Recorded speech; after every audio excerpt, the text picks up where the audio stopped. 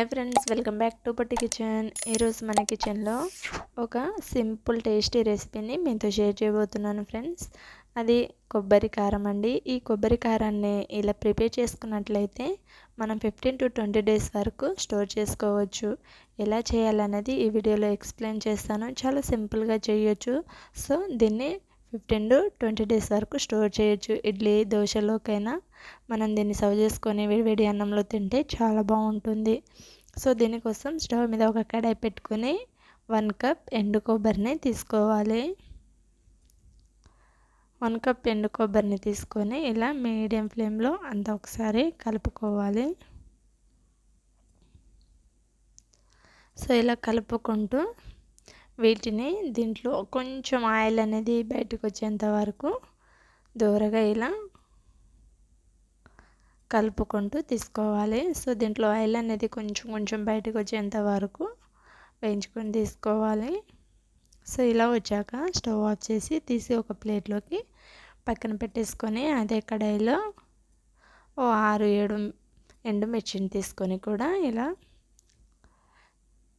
వేయించుకొని తీసుకోవాలి. సో వీటిని కూడా మీడియం ఫ్లేమ్లో వేయించుకుంటే సరిపోతుంది. స్టవ్ ఆఫ్ చేసి ఒక మిక్సింగ్ బౌల్ తీసుకొని పూర్తిగా చల్లారిపోయాక దీంట్లో మిర్చి 10 రెంబల దాకా ఎల్లిపాయని 2 టేబుల్ స్పూన్ జీలకర్రని తీసుకోవాలి. దీంట్లో మనం కాల్చి తీసుకున్న కొబ్బరి ముక్కల్ని యాడ్ చేసేసుకోవాలి. సో కొబ్బరి ముక్కల్ని కూడా యాడ్ చేసేసుకొని దీంట్లో 1/2 టీ స్పూన్ వరకు సాల్ట్ని యాడ్ చేసేసుకోవాలి. మీ దగ్గర క్వాంటిటీ ఎక్కువ ఉంటే సాల్ట్ని పెంచుకోవచ్చు. సో ఇలా తీసుకొని దీన్ని ఇలా బరకగా గ్రైండ్ చేసి తీసుకోవాలి. ఈ క్వాంటిటీలో గ్రైండ్ చేసుకుంటే మనకి పర్ఫెక్ట్గా సరిపోతుంది.